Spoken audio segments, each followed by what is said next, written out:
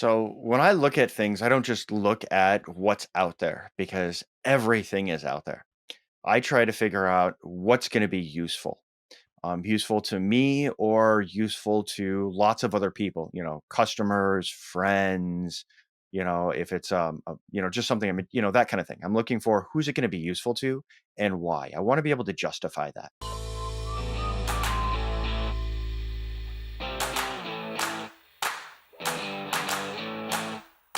Hi, everybody. Welcome to another HOSS Talks FOSS. I am the head of open source strategy at Percona, or the HOSS for short, Matt Yonkovit. And today we are here from Matt Farina from SUSE. How are you doing today, Matt? Hi, thanks for having me, Matt. See, we have two Matts today. Today is the double Matt show, which is always fun and exciting. So, Matt, you have been in the open source space for years and years. Coming out of college, you started to get involved fairly early on and have continued your open source journey. And so, we'd love to hear a little bit about you and how you came to the open source community and some of the cool things you've done over the years. Sure. So I started using open source a long time ago. Back in the 90s, I was a consumer of open source. I had my first Linux on DVD or CD back then that I would install, and I was using open source back then.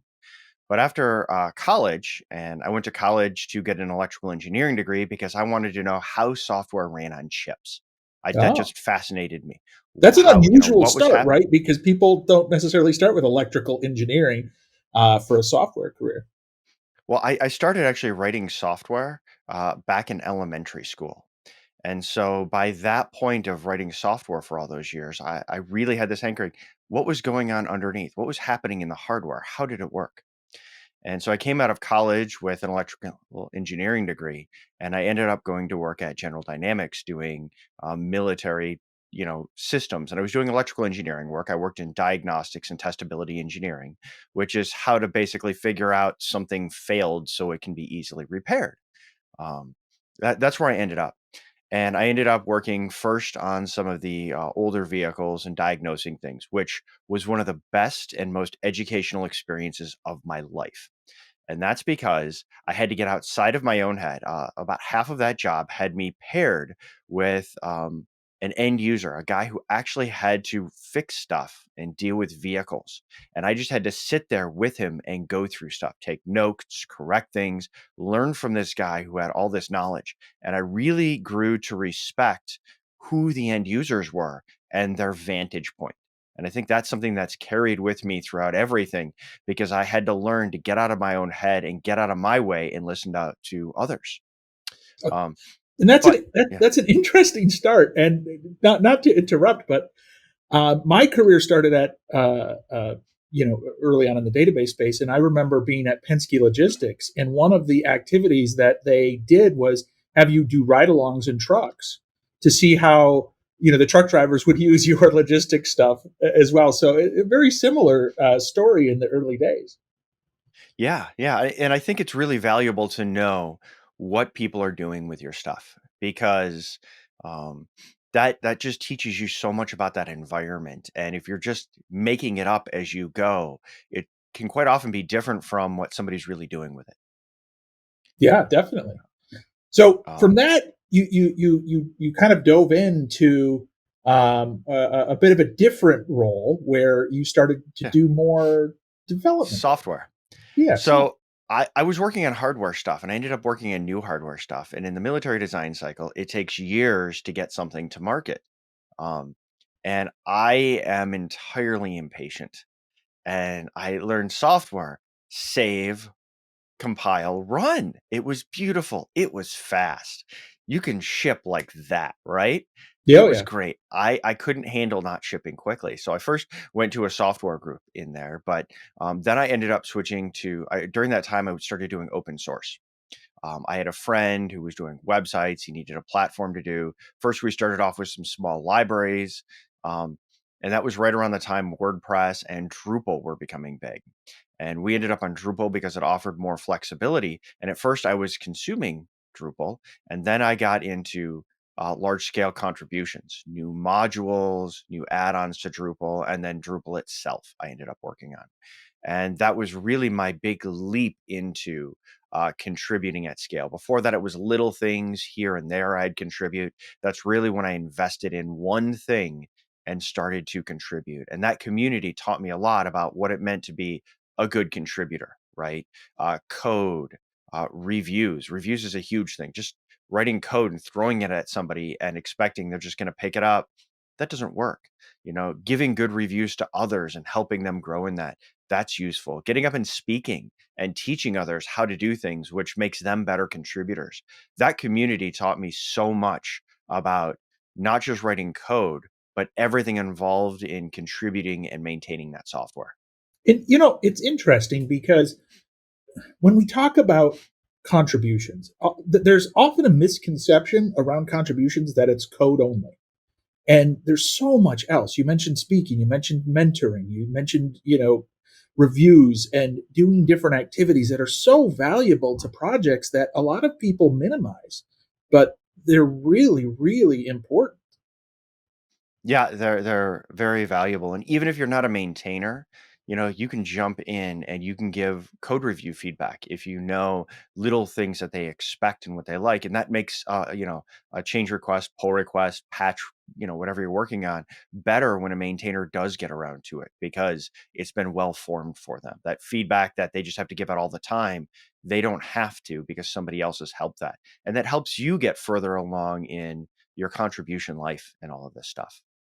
Yeah, absolutely. And I think that it's so important for people to realize that, because it's often hard for people to get started even, and they don't know where to begin with an open source project because sometimes they're not confident in their coding skills, they're not confident in their technical skills, but they might have used the product, they might have some insight that is valuable to share, but they just don't know how to go about doing it. And I'll say reviewing pull requests and then trying to figure out why they did what they did, or why did it work that way, or what was going on, and then going out and reading up more about it, right? So one of the things that I got involved in at that point was web performance because it's a web thing, right? How Hmm. do you make this perform? Why was performance important? And then what kinds of things are you doing, and how does that work? Right. I ended to remember at one point I learned how, about TCP round trips and how many round trips and how it scaled up and size compared to that and looking at performance from that point. And learning all of that was trying to figure out why somebody else's patch worked the way it did, why they were doing what they were doing and how it mattered. And trying to dig into those harder things and then go outside and research the space um, is one of the ways I've learned so much in my career. Yeah. Yeah, I mean, and that's a great point. Being able to review the code, what people are doing, how they're thinking, it provides you with a guidebook or a roadmap for your own skill set and your own growth. Yeah. It's a very good Well, point. from there, I decided I wanted to do the open source stuff full time, and there were Drupal agencies. So I went to my first agency, then a second agency, doing Drupal consulting, Drupal development, Drupal work. The second one I stayed at for about 2 years was Palantir.net, not the Palantir everybody thinks of. This is a Chicago-based consulting company, Palantir.net, and that's actually where I met Matt Butcher, who he and I have collaborated on numerous things now. Another Matt. Um, See, we've lesson here is you're in a good spot if your name is Matt and in the open source space. well, he and I have worked on numerous. We've worked at two companies. We've worked on numerous open source projects together, and we've co-authored three books together. And so that was Excellent. the start of a nice, partnership between people in different places over time. But I worked there for a while doing Drupal stuff, and then um, somebody else who I'd met from the Drupal and just the web development space pulled me into Hewlett Packard, and this was before HPE and or Hewlett Packard Enterprise and HP Inc. had separated. The business had split apart, and it was one gigantic company to go work on HP Cloud. And I started there just doing web stuff, the same Drupal stuff I had been doing before. But my desire to tinker and work on things um, led me to do other things over there, working on a marketplace, which is another web thing, but it had a bunch of automations in the back. working on. We ended up doing Cloud Foundry based stuff. That was really exciting. That was actually my first foray into containers. And before Oh, Docker and Kubernetes and anything, you had stuff like Cloud Foundry, which was built on LXC containers at the time and based on kind of like Heroku in a box. And doing stuff in that space and learning how all that stuff worked even before, this is probably 2012, before you had Docker and Kubernetes and all these other engines. You still had container orchestration through systems like Cloud Foundry, just had a PaaS in the front of it. um, and eventually I landed, and every so often things would change, I would do something else. I ended up after a little while working doing just new research and development with Brian Aker, who yeah, who was a fellow at the time, and we were doing R&D work inside of HP. yeah, yeah. Brian Aker used to work at MySQL AB. He had developed quite a bit of the technology that made it into the core MySQL engines. Built a few engines on the side. For those of you who don't remember, he also did a slimmed down version of MySQL called Drizzle, and was very active in the OpenStack space for quite some time. Um, so that's great. That kind of HP, growth from just web developer to someone who is starting to think about what the future is and try and figure out how to take where we are today and move us forward. Yeah. And that's a good transition. I like how you phrased it as tinkering, because a lot of people in the open source space start there. The tinkering is what really motivates them. It's, how does this work? How do I break it apart, and can I optimize it? It's almost like the old days of people souping up their cars, tuning them up, or when I was in college, I used to build all my own machines and try and get the most performance out of them. It's that sort of mentality that often you find really drives a lot of open source contributors and community members. Well, you brought up a bunch of interesting things. So along the way, I actually did OpenStack stuff. That was one of the things that I failed to talk about. We did some really neat R&D and some stuff around OpenStack at the time. So it had moved beyond web development at that point into some of the OpenStacky bits. Mm-hmm. And but you're right. I'm an engineer at heart. I like to take things apart. When I was 16 and I first got into cars, I worked on them myself. In fact, I still Uh-huh. work on my own cars today. And I agree with you on computers, because there's a laptop out there called a framework laptop. And it's one that is entirely and completely repairable. You can literally take it apart. They send you a screwdriver in order to let you do that, right? And I got one early on because I like the ability to work on my own stuff, and I've built my own computers over time. And so that tinker, take it apart, refactor it, toy with things is definitely part of who I am, to understand how things work and what I can do with it. Yeah. And you see that with the software side, especially on the open source space, where products end up being derivatives of other products and other ideas so often. And it's a really great ecosystem to be able to learn from one another and see what others have done. And if they've done it better, to be able to adopt and adapt your, software and kind of move into a new piece of software, something brand new that didn't exist before, but might have um, some points back to previous products or projects that had success. And as we get into the container space, I think that's a great segue, because that's kind of what you saw. We were using Staccato, was our Cloud Foundry distribution that I was using at the time. And it came out and they replaced LXC with Docker when Docker came out. And Yeah. that was exciting to see a different engine under the hood being used there. And then when Docker came out, then you saw Kubernetes come out and be on top of Docker, right? Hmm. And because now you got the orchestration, and now Cloud Foundry they had their DEAs, which was an orchestration system of its own, sort of like a Kubernetes competitor, but you couldn't use it on its own. And you just saw this kind of thing. And now with Kubernetes, you had container orchestration on Docker, but without the PaaS in the front.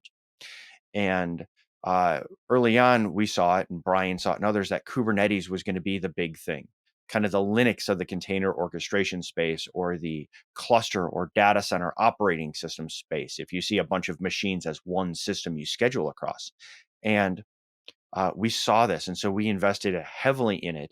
And that's when I started doing upstream work in the Kubernetes community. I got involved in SIG apps, which dealt with, actually co-founded SIG apps, which dealt with running workloads on Kubernetes and how do you make that experience better? Because early Kubernetes didn't have the workloads APIs. There was no deployments or stateful sets or jobs or any of that. You worked with some lower level things and had to do it yourself.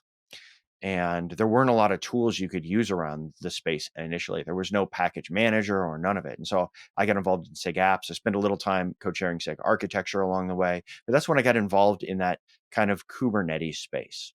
And after doing that for a little while there, um, I was watching Helm along the way while I was at HP. And then when I moved on to Samsung and got involved in their cloud stuff, my boss over there said, "Hey, you should get more involved in Helm."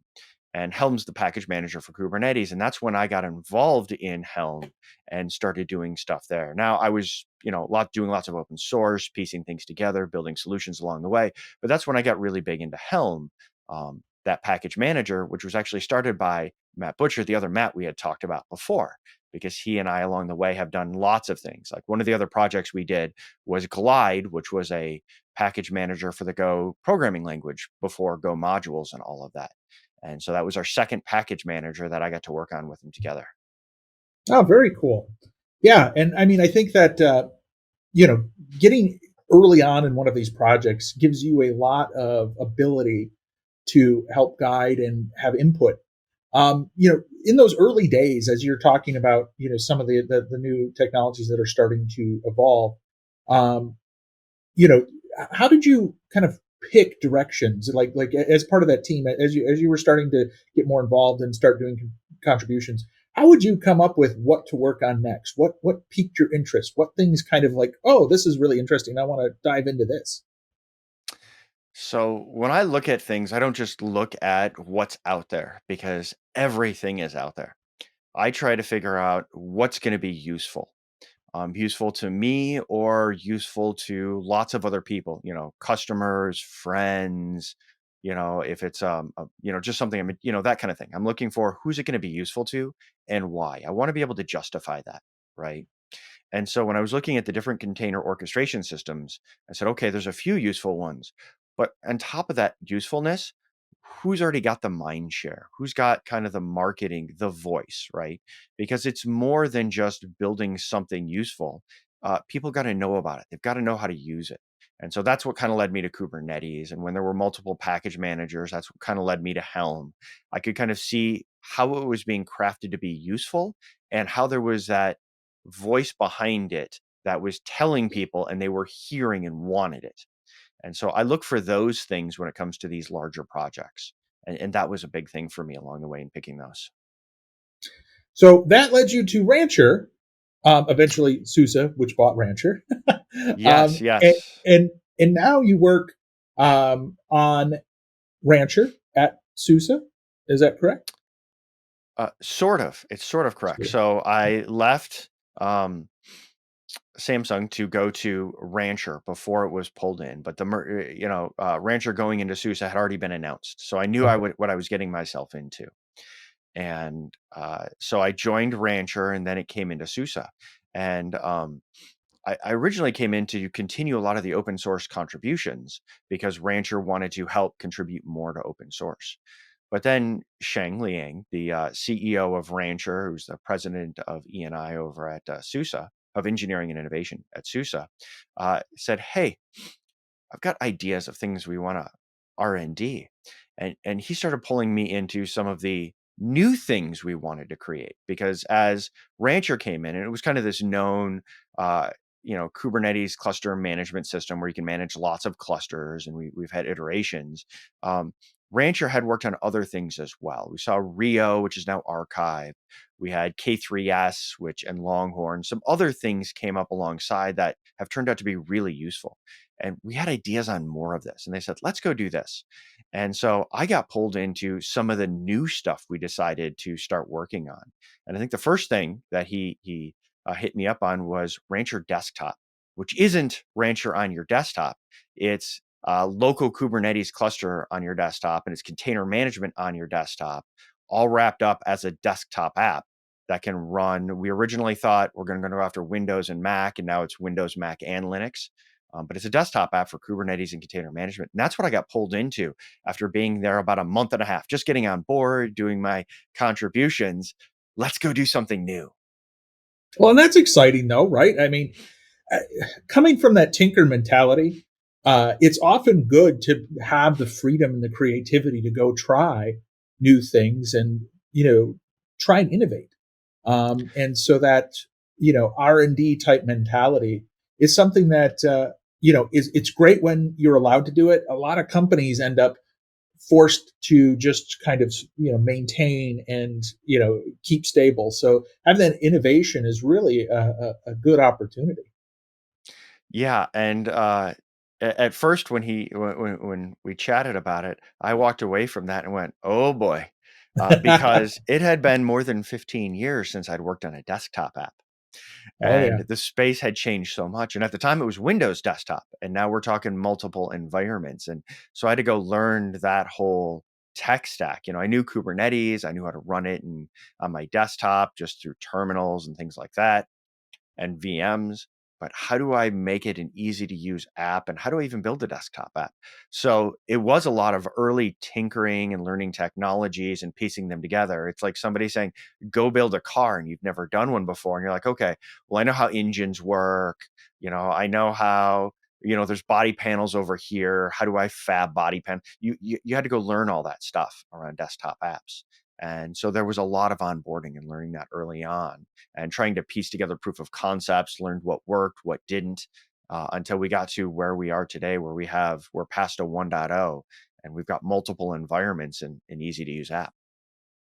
Now, do you find that the Rancher desktop is mostly used for developers and those who are looking to have a local Kubernetes environment for their own R&D or their own kind of development cycles?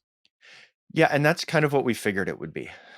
If you're, I like to break things down into different roles. Some people like personas, I like roles. You've got things like a Kubernetes cluster operator who's dealing with your production environments and all, QA and dev in these different environments. And quite often, they don't have a lot of need to run like, Kubernetes locally, like it's in your production environment.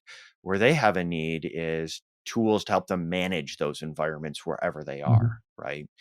Servers, laying down the operating system, bringing up Kubernetes, or maybe interacting with what the service of public cloud has.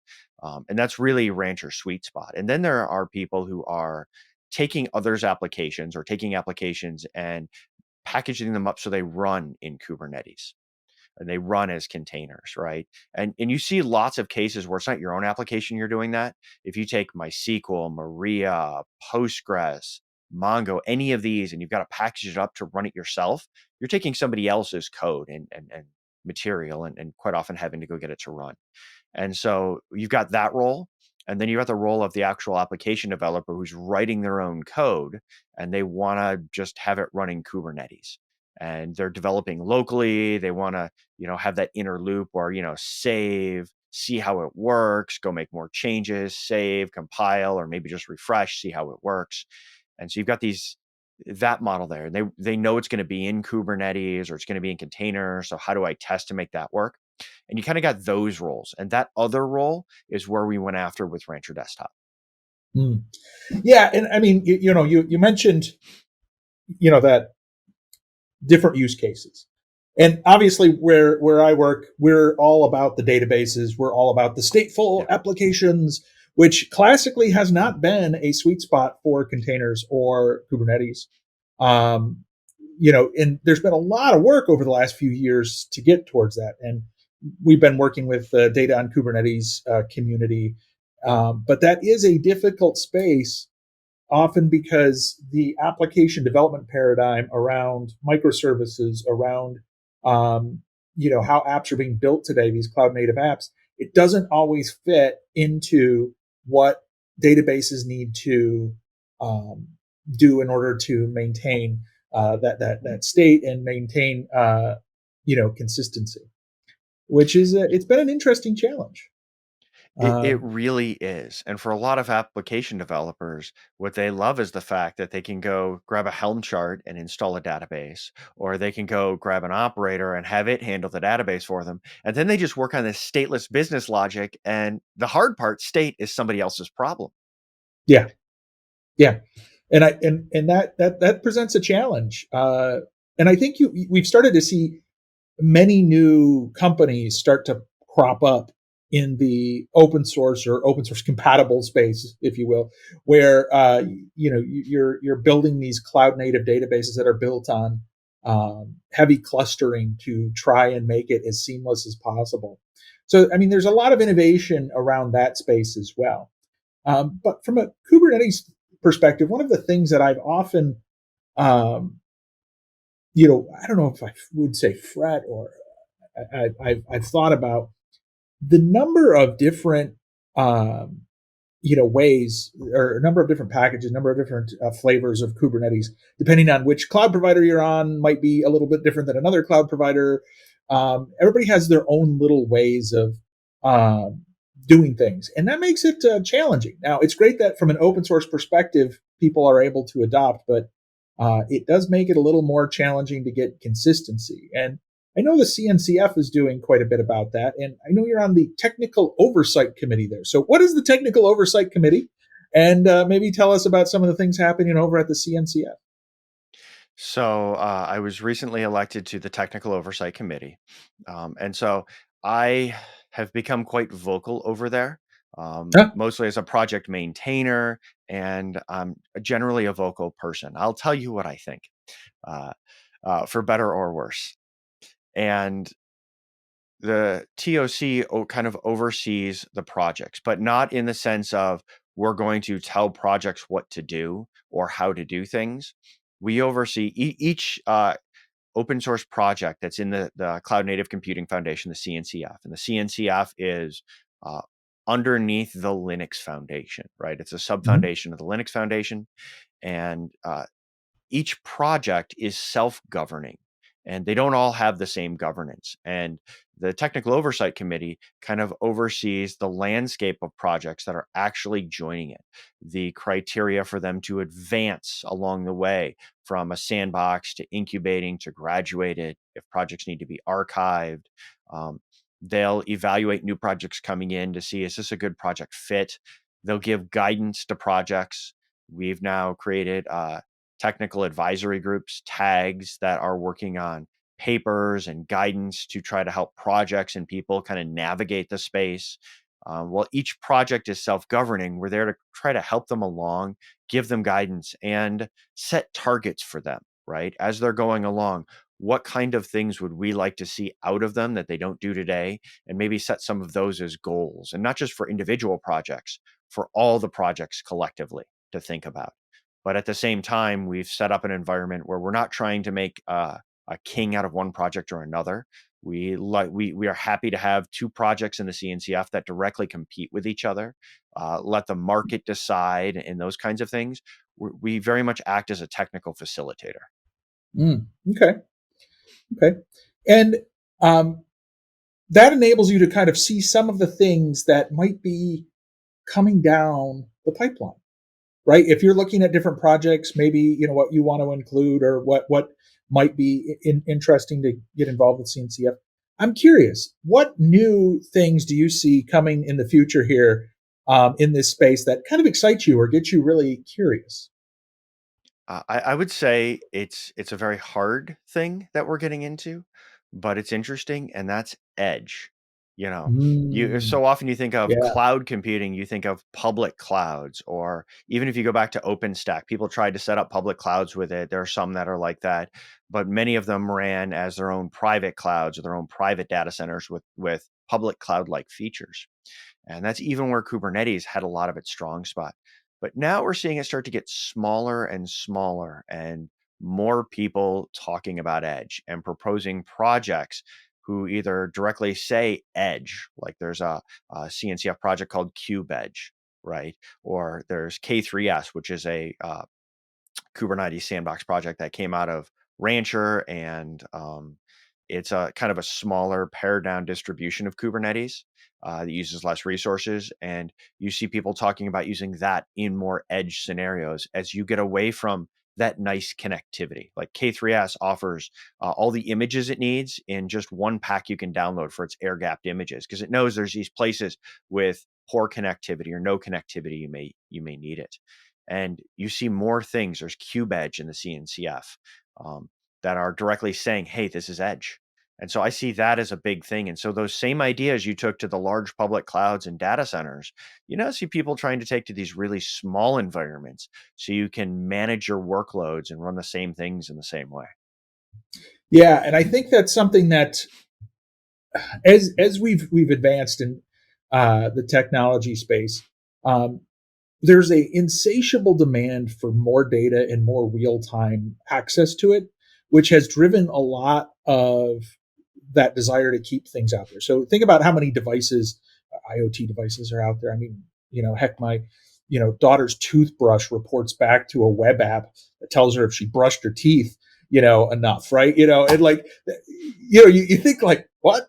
But we have customers, for instance, in the retail space who they want systems that are at individual retail locations that have redundancy and everything built in to do all kinds of processing locally, and then they sync up, they push data with the master servers back in whatever data center they have.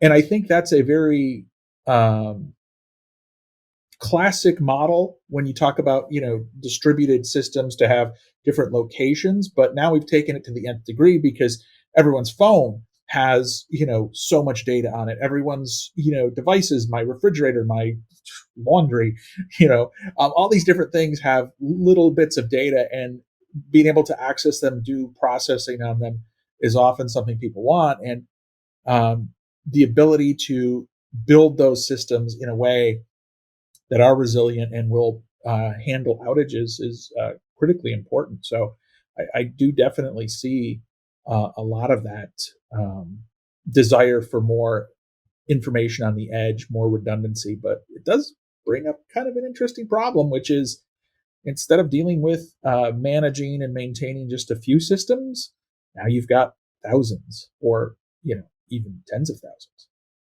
Yeah. And so your management problem has grown and the kinds of software you're writing have grown. I'm always amazed that when I have to deal with stores, Home Depot, Lowe's, Walmart, any of these stores, right?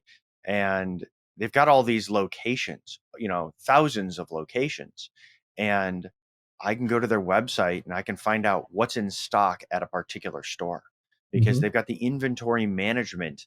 Um, they obviously have it in that store and they've got it synced up so that way their websites and systems can access that inventory and use it elsewhere. And that's a distributed data problem. And how do you deal with it? And of course, then there's things like beacons, right? If you remember, I was shocked when that technology came out and people put beacons through their stores so they could track as people walked through their aisles. And if you collect a lot of data there, you don't want to send that everywhere because then you're dealing with data egress and ingress and extra costs of bandwidth.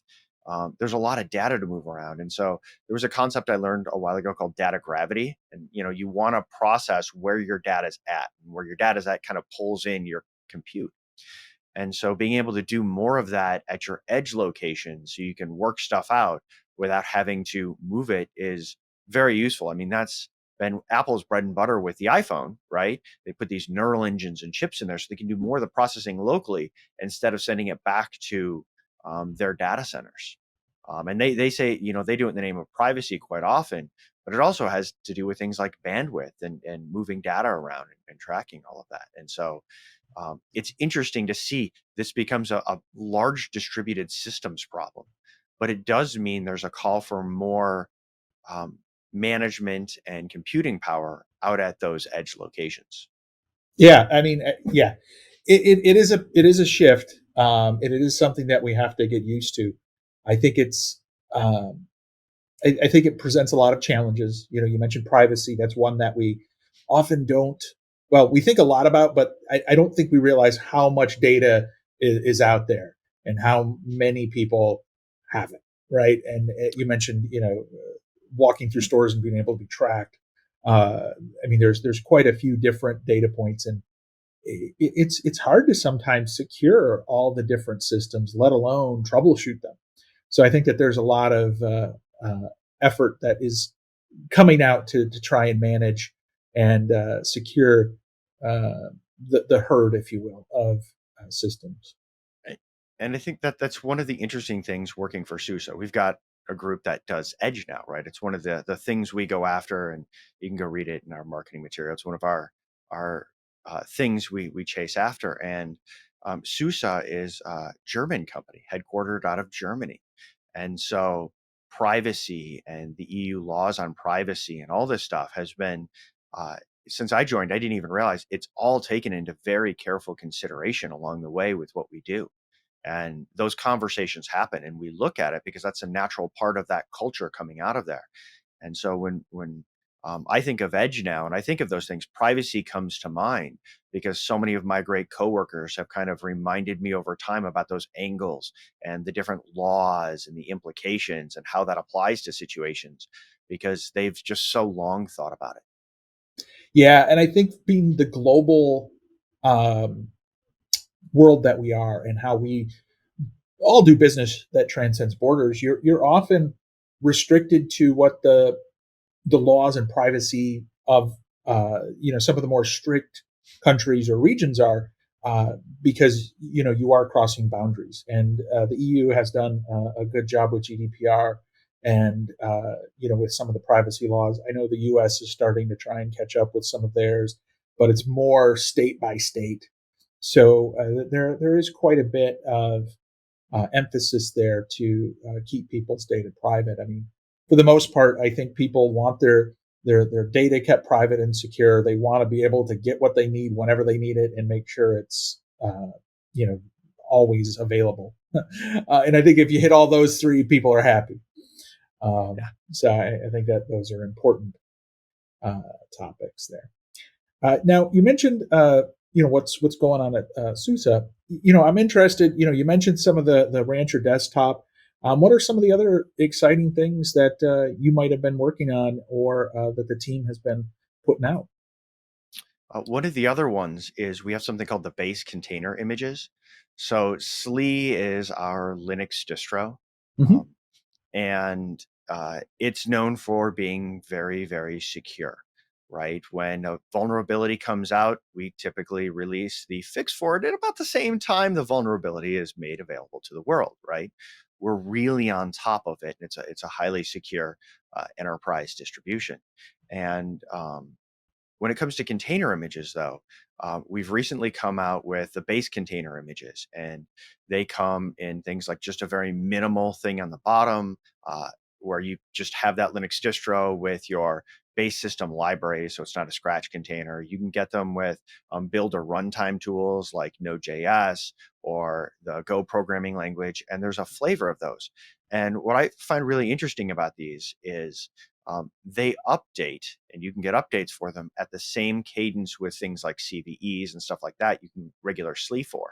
So if there's an update that comes out and we rebuild dependencies and make a the latest patch set available with everything fixed, that becomes available to these base container images, and it's very easy to just replace the one underneath with now the secure one. And in this world where the secure supply chain and security vulnerabilities have become a really big deal. Actually having those bottom base layers for my container images be built on something very, very secure is really interesting to me. And so that's one of those things that we've been working on that I really like. I want to build more stuff on it and then constantly update that bottom image so that way everything is secure and we release updates quick. Well, and I mean that's a good process because it makes it easier for administrators and end users. It helps you automate that process more. Yeah. I mean, I'm an old school, person, and I'm guessing so are you. When I started, it was all command line. It was all by hand. It was, you know, you might write some shell scripts to do it, but if you didn't write shell scripts to do it, it wasn't going to get done. So a lot of by hand things, which meant that you missed some things. And now we're in a process where people are looking for more automation, the easier way to do the mundane things. And security is so important, but you want to make it so it is easy for them to be secure.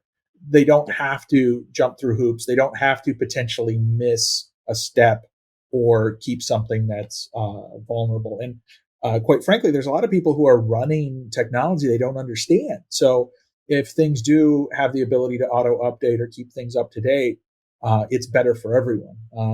Especially in the database space, what I've seen is the majority of data leaks come from people who do silly things, right? They copy a database over, they leave it with no password, they use it for a test for 5 minutes or whatever to do some reporting, and they forget about it. Yeah.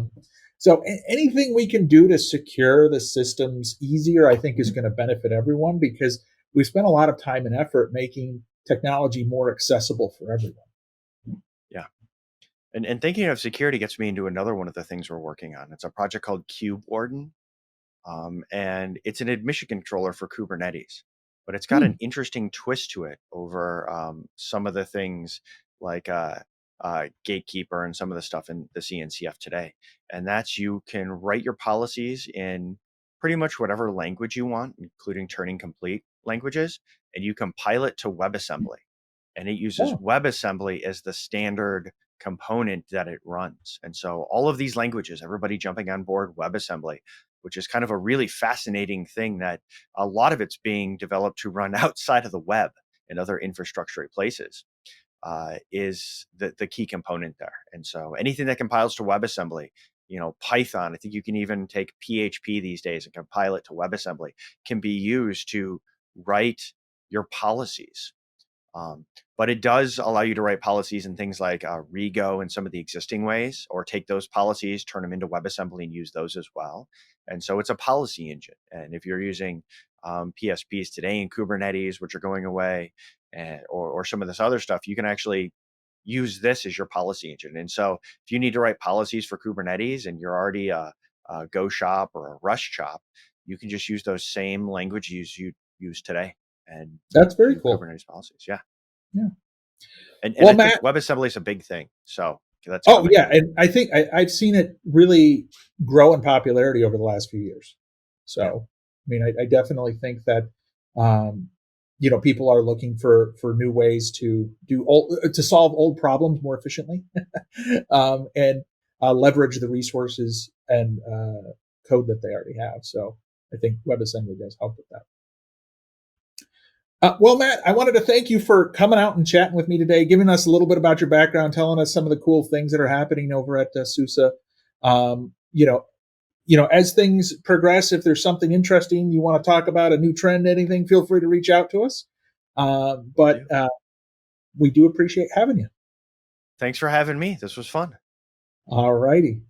Wow, what a great episode that was. We really appreciate you coming and checking it out. We hope that you love open source as much as we do. If you like this video, go ahead and subscribe to us on the YouTube channel. Follow us on Facebook, Twitter, Instagram, and LinkedIn.